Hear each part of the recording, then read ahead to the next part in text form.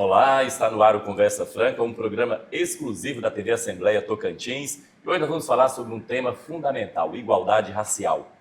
Vamos falar sobre os desafios, vamos falar sobre os caminhos possíveis para construir uma sociedade mais inclusiva e justa. Vamos falar sobre os avanços neste tema, nessa temática. E para essa conversa nós convidamos o secretário extraordinário de Igualdade Racial e Direitos Humanos de Palmas, Eduardo Azevedo. Eduardo, seja muito bem-vindo, secretário, ao Conversa Franca. Muito obrigado, Max. Muito feliz de estar aqui podendo contribuir com essa discussão tão importante para a nossa sociedade. E também convidados nossos, os jornalistas Caio Costa. Seja muito bem-vindo, Caio. Muito obrigado, Max, pelo espaço. E a jornalista Ana Franco. Boa tarde, muito obrigada pelo espaço. Bem-vinda, viu, Ana Franco? Obrigada. E vocês que estão nos acompanhando também, sejam muito bem-vindos a mais uma edição do Conversa Franca. Não saia daí, a gente volta já já.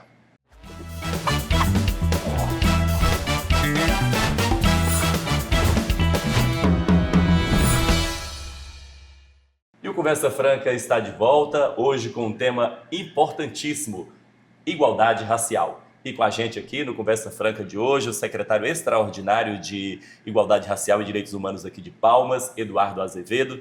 Eduardo, a gente começa perguntando qual a importância dessa pasta que o senhor ocupa hoje aqui em Palmas, de Igualdade Racial e Direitos Humanos, um tema tão atual de discussões. Fala para nós o porquê dessa pasta, do que se trata. O que essa pasta desenvolve? Olha, Marcos, eu acho muito importante. Inclusive, eu fico grato todas as vezes que falo secretário extraordinário, eu já tenho um plus ali a mais, né? Então, é uma pasta que foi pensada e idealizada aqui no município de Palmas para tratar de questões que envolvem a igualdade racial no nosso município. Não só a igualdade racial, mas também como a defesa dos direitos humanos. A gente hoje tem uma secretaria própria que desenvolve ações, que desenvolve políticas públicas, que busca movimentar os movimentos sociais, principalmente nos seus territórios, para que a gente possa fortalecer esse segmento, né? Hoje nós temos mapeados em Palmas cerca de 109 movimentos sociais que envolvem movimentos negros, movimentos LGBTs, movimentos de defesa dos direitos humanos, capoeiristas, casas de terreiro, enfim. É uma gama de populações e de pessoas que estão nos territórios de Palmas promovendo cultura, fortalecendo sua ancestralidade, defendendo a sua fé e que hoje existem no município de Palmas. Para finalizar, Max, para se ter uma ideia, todas as pessoas afetadas direta e indiretamente por essas políticas públicas dão em torno de um número aí de 16 mil pessoas. Se fosse um município no Tocantins, ele seria o 14º mais populoso. O 14º município mais populoso do estado do Tocantins e a população que nós trabalhamos hoje no município de Palmas. Olha só que interessante, né, gente? Então, secretário, como que o senhor avalia hoje esse cenário da igualdade racial aqui na nossa capital?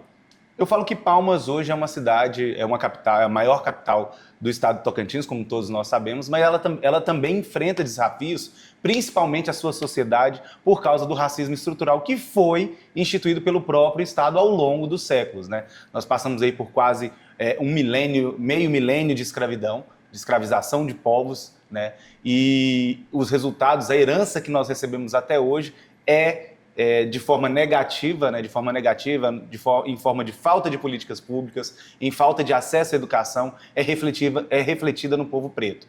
Então, nós, enquanto Estado, estamos aí trabalhando. Essa secretaria é muito importante porque ela trabalha um termo muito específico e necessário, que é o termo reparação. Reparar o que o Estado causou para a população negra ao longo dos anos, com políticas públicas que possam fortalecer essas pessoas para que elas possam ter acesso, de fato, à educação, à saúde, à cultura, a tudo aquilo que o próprio Estado negou para elas. E nós estamos aí trilhando esse caminho há cerca de um ano, fazendo esse trabalho e pretendendo fortalecer ainda mais junto aos movimentos sociais da nossa cidade. Então, secretário, nós sabemos que numa escala de opressões, né, racializadas, na escala de opressões do povo preto, as mulheres negras, elas ainda estão no subsolo, né, das opressões e das mazelas que o racismo, né, estrutural mantém na nossa sociedade. Eu queria saber quais políticas públicas a Secretaria tem desenvolvido ou tem pensado para esse grupo específico de mulheres negras de Palmas? Então, é muito importante sua pergunta. Agradeço, Ana, por esse momento para a gente poder explicar como é que a gente tem atuado. A Secretaria de Igualdade Racial ela trabalha, Ana, de uma forma muito transversal. Então, ela tem fortalecido suas políticas públicas, por exemplo, nesse primeiro ano, com a adesão do SINAPI. O que é o SINAPI? É o Sistema Nacional de Promoção da Igualdade Racial. Dentro do SINAPI, que a gente até explica de uma forma mais breve, é como se fosse o SUS da igualdade racial, existe uma gama de acessos a editais, a projetos e a políticas públicas que são subdivididas por segmentos. Ou seja, tem acesso para mulheres, tem acesso para a nossa juventude, tem acesso para crianças e adolescentes. E dentro desse aspecto é onde a gente está acessando. Diretamente, ainda estamos em conversa com esses segmentos específicos, buscando entender quais são as necessidades de cada um. Dentro da capoeira, por exemplo, eu posso citar que hoje nós temos 3 mestras em todo o estado do Tocantins que residem em Palmas, que são mulheres. E hoje nós estamos fortalecendo esse trabalho junto com elas, para que elas possam fortalecer também os trabalhos junto com meninas e mulheres que também são capoeiristas. Então, ainda são poucos os processos, né? A gente trabalha de uma forma transversal, mas acredito que a gente ainda precisa avançar muito mais. E a sua pergunta é muito pertinente para isso, porque nos motiva a avançar dentro desse aspecto. Porque realmente as mulheres negras hoje, elas precisam de políticas públicas mais eficientes em vários aspectos, como saúde, né? Como empregabilidade. E assim a gente vai podendo avançar, né, Max? Mas espero que no próximo ano a gente possa avançar ainda mais, viu, Ana Franco? Nessas políticas públicas para mulheres negras, porque isso é necessário, importante e urgente. Então, secretário, com a criação dessa secretaria, né, no município, a gente pôde ver aí dentro desse ano avanço em algumas questões de igualdade racial que até então não se tinha parado para ser debatido aqui em Palmas, né, apesar de já ter 36 anos aí de história, como, por exemplo, a legislação municipal de cotas, né? Isso. O senhor pode falar um pouco sobre isso, como que foi desenvolvida essa história e como que está agora também? Claro. Nós reunimos movimentos negros de diversos setores da sociedade, fizemos uma reunião no primeiro semestre do ano de 2025 e lá debatemos a regulamentação da lei de cotas no município de Palmas. Palmas hoje já atende o que é definido pela legislação federal no termo e na referência de cotas, né? Só que ainda não existe, né? Até o presente momento ainda não existe uma lei que defina regularmente que Palmas regulamentou essa questão. Então, dependendo da gestão, né? Se a gestão não tiver interesse em levar essa política pública para frente, ela não pode ser executada. Agora, nós estamos trabalhando enquanto secretaria, fazendo essa gestão para que ela se torne uma política pública de fato dentro da legislação do município. Perfeito. Bacana. Secretário, a gente fala muito sobre racismo estrutural, o senhor já deu uma pincelada agora há pouco, sobre o racismo velado, e para isso basta a gente olhar nas instituições, nos espaços de poder, nas instituições públicas, os altos cargos ocupados, a gente vê que esse racismo estrutural muito presente ainda. Basta a gente que discuta muito, mas eu acho que não há mais tanto racismo, assim. O racismo estrutural ele é muito forte ainda, muito predominante, e isso preocupa bastante. Eu queria saber assim, de que forma isso tem sido pensado, isso tem sido trabalhado para oportunizar, para que as pessoas com descendências escravizadas tivessem também acesso, né? Sabem desse processo de dificuldade de ascensão ao poder, como que a secretaria tem trabalhado essa causa, analisando assim de perto o racismo estrutural. A gente precisa explicar também que esse racismo estrutural, ele é algo que está tão enraizado na nossa sociedade que ele não precisa de intenção para ser. Então existe aquele racismo que é escancarado e existe um racismo que ele é velado, mas que ele existe em todos os seus contextos. E aí a gente pode citar um exemplo, Max, né? Quanto mais alto os acessos de espaços de poder a gente vai chegando, um perfil padrão ele é visto naqueles espaços. Um homem branco, geralmente mais velho, né? Então é eles que ocupam de fato esses espaços decisivos de poder. E nós, enquanto secretaria, ainda um pequeno braço, uma pequena gota dentro desse oceano de gamas de políticas públicas que ainda precisam ser desenvolvidas, nós estamos fazendo um trabalho que a gente chama até de erguer vozes, né? Muitas pessoas falam, obrigado por nos dar voz. Não, essas pessoas, todos nós, inclusive, possuímos vozes. Nós só precisamos de espaços e oportunidades para que essas vozes sejam erguidas. E aí a gente traz também para dentro do contexto, Max, uma própria obra de Nilma Lino Gomes, que ela fala sobre o movimento negro educador. O que isso quer dizer? Nós, pessoas negras, precisamos de espaços para que possamos falar sobre nós mesmos. Nós precisamos de oportunidades para que a gente acesse esses espaços de poder e para que a gente possa falar sobre as nossas dores, sobre quais os tipos de políticas públicas devem ser realizadas e como elas devem ser executadas. Nós agradecemos, sim, as pessoas que são parceiras, que são sensíveis à causa, que são antirracistas, porque é necessário também que essas pessoas façam esse trabalho junto conosco. Mas é acessando esses espaços de poder, todas as pessoas negras, é que de fato nós vamos conseguir mudar um pouco dessa estrutura. Bacana. Mas agora a gente precisa fazer um pequeno intervalo. Daqui a pouco a gente volta falando dessa temática tão importante, né? Da igualdade racial, falando do racismo, falando do racismo estrutural, racismo velado, como acabamos de pincelar aqui. Daqui a pouquinho, não sai daí, o Conversa Franca volta já.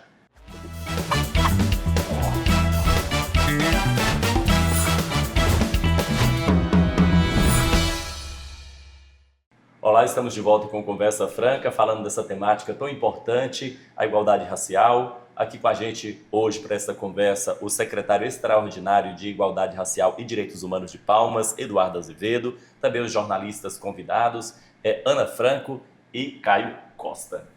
Muito bem-vindos. A gente segue falando então sobre essa temática. Secretário, eu queria começar esse bloco perguntando sobre como que tem sido feito o diálogo com outras pastas, outras secretarias, para discutir essa temática da igualdade social, para oportunizar, ter um leque maior de oportunidades para que o trabalho da sua pasta seja realmente efetivo para a comunidade, para os povos negros aqui do nosso estado do Tocantins. Então, Marcos, o diálogo tem sido muito produtivo, né? Nós temos um acesso muito interessante com as pastas que trabalham com a juventude, com a cultura, com o próprio turismo, desenvolvimento econômico e emprego, enfim, a própria educação, a saúde, que tem nos apoiado muito, com kits de prevenção de infecções sexualmente transmissíveis. Então a gente tem feito um diálogo e tem ampliado. Nós temos, como eu disse, é a primeira vez na história de Palmas que há uma pasta que trabalha de forma transversal a política pública de igualdade racial. Então, ao longo do tempo, nós também estamos aprendendo, buscando os formatos e em cada gestão interna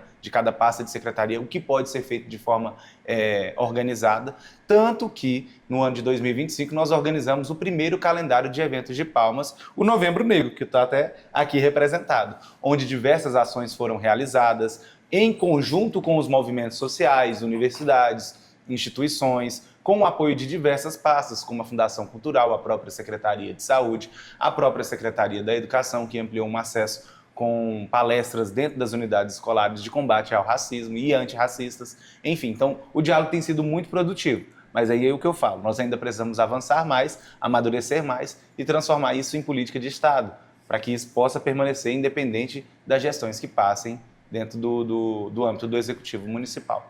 Secretário, só pegando um gancho que o senhor falou da educação também, né, do acesso das crianças, né, e de políticas públicas para crianças negras. E a gente lembra que a Lei 10.639, né, ela traz como obrigatório o ensino de cultura afro-brasileira nas escolas. E eu queria saber como a Secretaria, aliada à Secretaria de Educação, né, tem pensado projetos, né, programas para que essa lei aconteça ao longo de todo o ano nas escolas, né, dentro da grade curricular dessas crianças e não fique restrita à programação do Novembro Negro. Essa é uma questão, Ana, que é uma das nossas grandes lutas, porque em Palmas, infelizmente, ainda, não só em Palmas, mas no Brasil como um todo, em sua grande maioria, essa lei ainda não é efetivada na prática.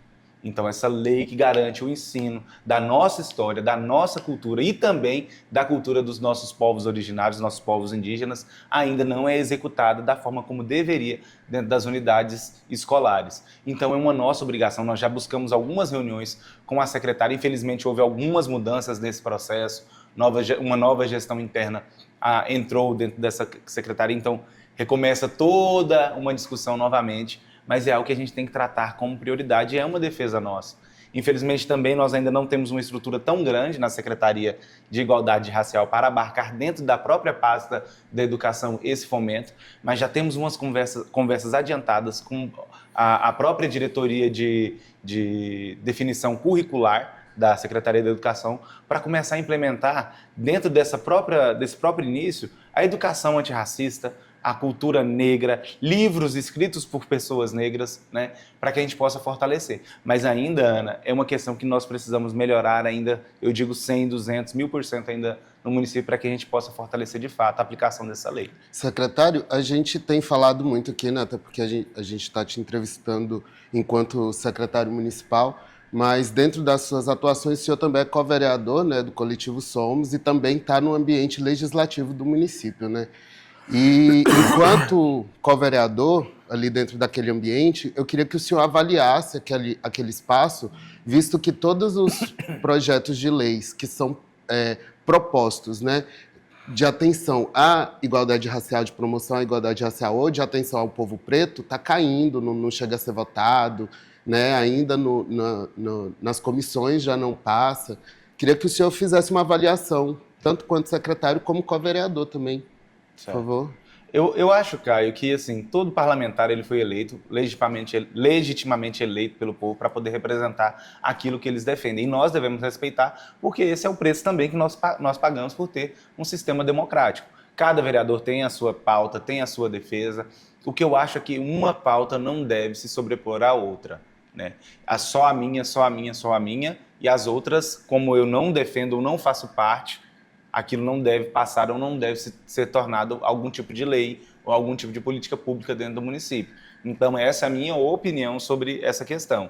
Acredito que todo mundo tem o direito de fazer o que bem entender dentro do seu mandato, e nós, enquanto mandato do Coletivo Somos, sofremos uma derrota na própria CCJ, né? Eu não falo nem derrota porque quem perdeu não foi a gente, mas o dia dos festejos de Iemanjá, o dia da parada LGBT, eles foram declarados inconstitucionais, mesmo com um parecer favorável da Procuradoria da Casa. Isso foi um pouco frustrante para nós, né, enquanto militantes e defensores dos direitos humanos, da população LGBT, das casas de terreiro, mesmo não sendo de terreiro, nós defendemos a liberdade religiosa, e isso nos afetou bastante, mas também trouxe uma mobilização. Houve um olhar maior desses movimentos de forma organizada para mostrar: nós precisamos ocupar esses espaços, porque nós existimos e nós também fazemos parte de Palmas. Palmas é uma cidade diversa, plural e que precisa avançar. Então, acho que, nesse caso, faltou um pouco mais de maturidade dentro desse processo para entender que Palmas é uma Palma de todos, de todas as pessoas, religiões, movimentos culturais. Mas essas práticas, elas explanam justamente o que a gente estava falando de racismo estrutural, né? Não é só porque esses legisladores não defendem essa pauta, mas é porque eles também não querem que elas sejam defendidas, né? Isso é uma coisa muito importante de se falar, porque perpassa por um racismo institucional também. O racismo institucional está enraizado também, é uma das raízes do racismo estrutural. E quando a gente não tem o conhecimento de como são essas práticas, essas vivências, e quando nós falamos lá no primeiro bloco também, né, Max? Quanto mais alto nós chegamos nesses acessos, mais um padrão de pessoa que frequenta esses espaços, ele fica evidente. Então, é claro que nós não vamos conseguir passar nada que defenda o que nós defendemos. Então, a própria estrutura desse poder político ela é uma estrutura mais embranquecida, uma estrutura mais conservadora, é uma estrutura que não quer que políticas públicas para pessoas negras ou de reconhecimento para suas manifestações sejam reconhecidas dentro do município. E isso é uma forma de racismo institucional, sim, dentro da estrutura do município. Verdade. E para não oportunizar, talvez, quem sabe, mais concorrência, né? Pois são temas importantes quando se fala de racismo estrutural, até há controvérsias quando se fala da criação, né, da existência dessa pasta da igualdade racial na capital. Isso termina, às vezes, também levantando interrogações. Está aí, mas existe uma secretaria, existe um secretário, mas isso não significa que está consolidado a batalha, né? Pelo contrário, é apenas o início da busca por essa igualdade racial que tanto a gente precisa, que tanta gente precisa, né? Eu só faço uma correçãozinha, Max, porque eu acho que não é controvérsia. Eu acho que não seria essa a palavra. Eu acho que se nós formos perguntar para as pessoas que estão sendo atendidas por essa secretaria, nós vamos ter sim uma resposta do porquê ela foi criada, porque ela foi criada com um objetivo específico. Em mais de 90% dos lugares que nós visitamos, a resposta é a mesma, é a primeira vez que o poder público vem aqui. Então, quando você recebe essa resposta, é a primeira vez que o poder público pisa aqui no meu território, numa casa de terreiro, numa batalha de rima, numa roda de capoeira. num evento da Ballroom, né? Junto a grupos LGBTs que são marginalizados, na própria pista, onde tem pessoas negras que estão em situação de rua, atendendo diversas situações. Então, quando a gente recebe, é a primeira vez que o poder público vem aqui, a gente não fica feliz, porque é uma obrigação do poder público estar nesses locais, mas a gente também se sente na responsabilidade de mostrar que ações, e uma pasta como essa, que defende essa igualdade racial, que defende políticas públicas para esses grupos que historicamente foram aí marginalizados, e aqui eu trago um exemplo da própria capoeira, que é sempre lembrada no mês de novembro, né? Como uma dessas expressões. Em Palmas nós temos 32 grupos mapeados, eu já visitei os 32, em loco, nessa seara de visitações. E aí, Max, eu acho que já deve estar acabando o tempo do primeiro bloco, mas a gente pode adentrar um pouco mais no último, viu? Porque assim, só acrescentando, na verdade, assim, pode ter gerado controvérsias, né? Sim. Pode ter levantado, enfim, questionamentos. Mas né? de quem? Quem são essas pessoas? Justamente sobre isso que você está falando, Vamos olhar, do próprio racismo. Vamos olhar lá novamente. Lá do racismo, lá dos racistas, né?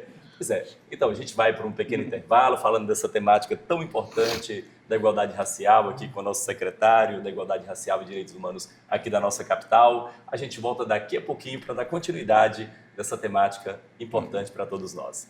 Até já.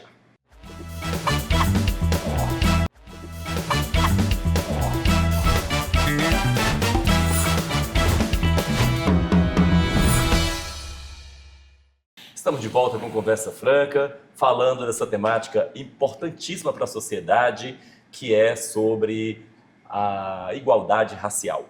E hoje nós estamos aqui com o secretário Eduardo Azevedo, nosso secretário extraordinário de Igualdade Racial e Direitos Humanos aqui de Palmas, e com esses jornalistas ilustres, né, Caio Costa, que veio aqui também contribuir, e aqui com a Ana Franco também, bem representados. Nós estamos aqui do público jornalístico, né? Inclusive, Eduardo também é jornalista, viu, gente? É jornalista e também co-vereador, né, aqui de Palmas. Mestre em comunicação. Mestre em comunicação. Somos. É isso aí, somos.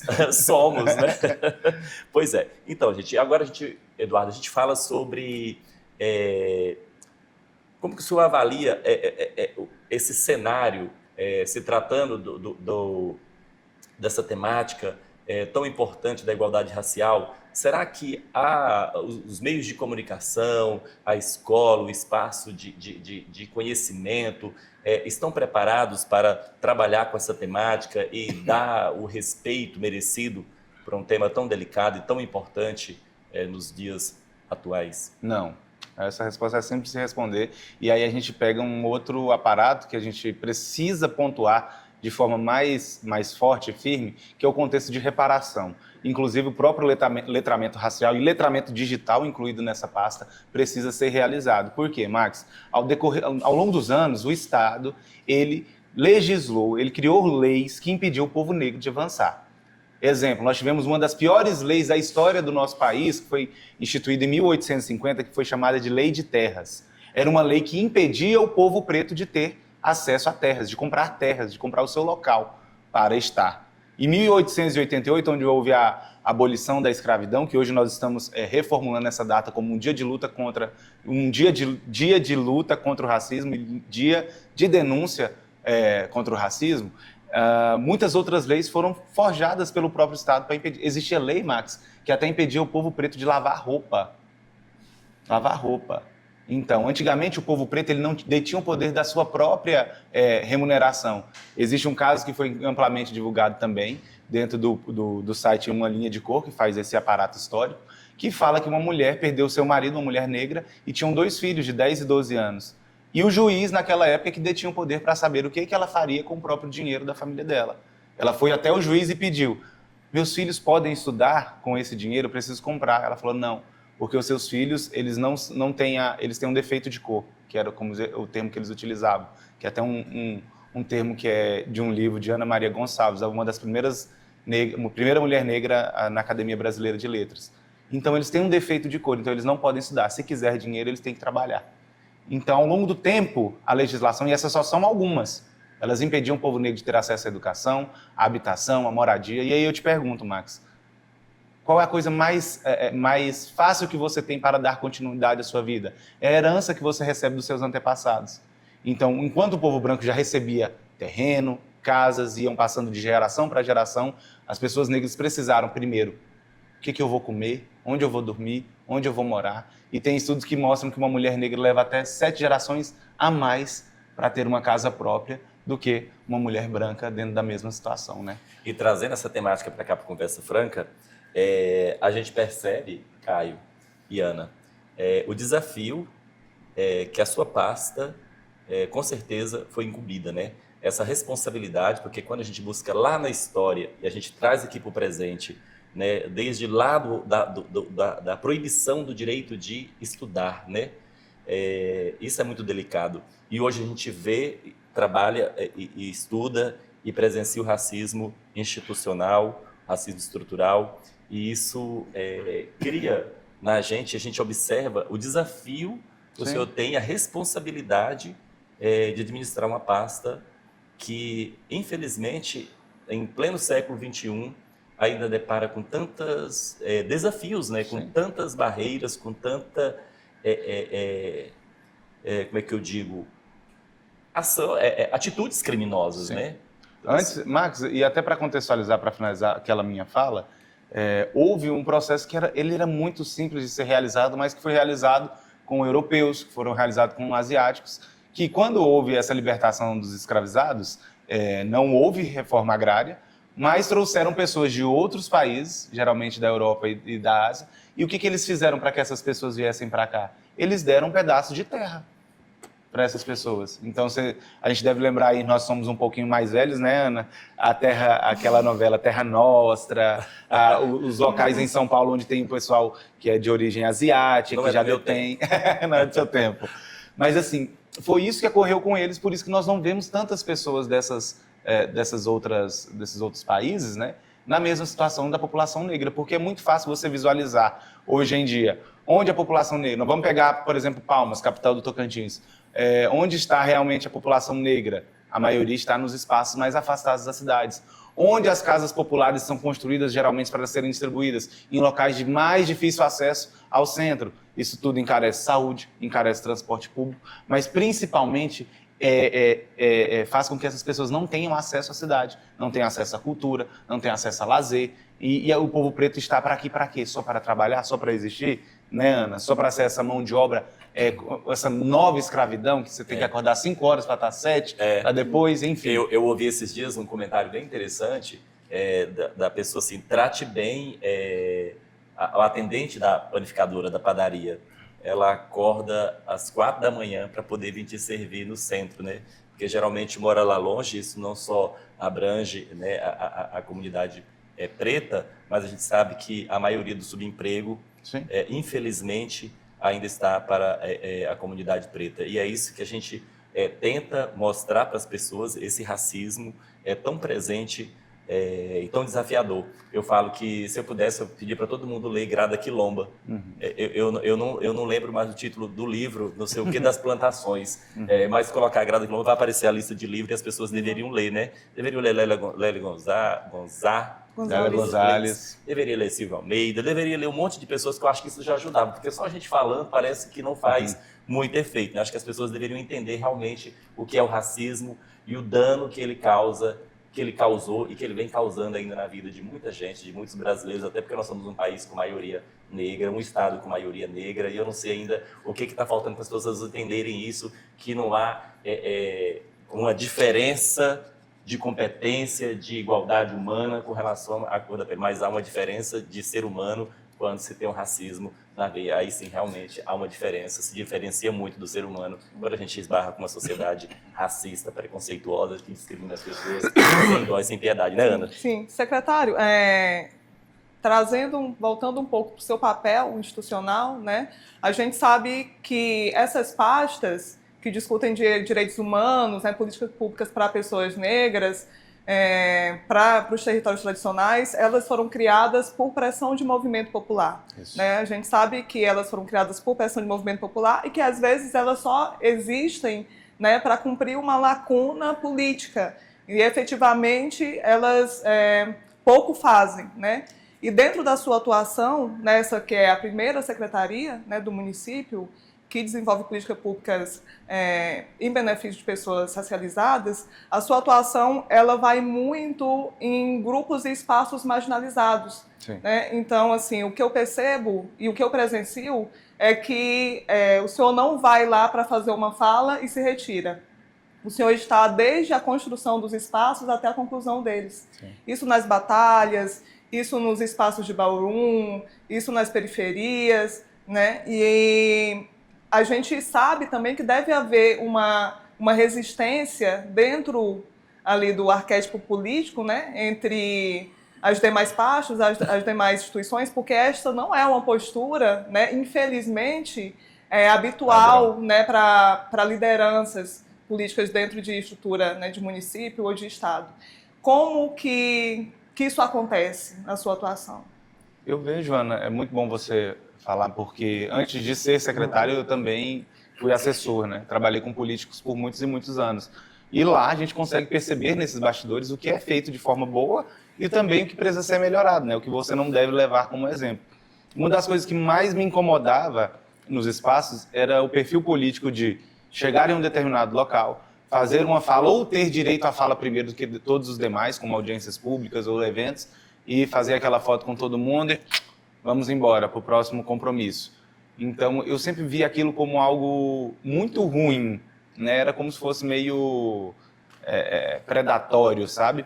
E eu sempre pensei que, na minha concepção, e isso é uma visão individual, que a gente precisa viver o que nós estamos apoiando, o que nós estamos ali auxiliando enquanto gestores ou enquanto representação social. Então é muito bom você chegar num evento, você saber quem são as pessoas, conhecê-las pelo nome, saber quais são os problemas de fato que existem, e existem problemas, né? É igual eu falo, não é porque somos pessoas LGBTs, pessoas negras, que não há conflitos ou isso não é uma validação de que não temos outras questões que nos atravessam em vários contextos. Então a gente conhece essas realidades e a gente consegue auxiliar de uma forma, aí eu pego o gancho novamente, Max, de uma forma mais estrutural, né? Porque é muito fácil eu chegar com um pensamento colonizador falando o que vocês precisam é de um curso de costura, de confecção e de corte de cabelo, sendo que eu nem ouvi, por exemplo, aquela juventude para saber o que eles queriam, na verdade.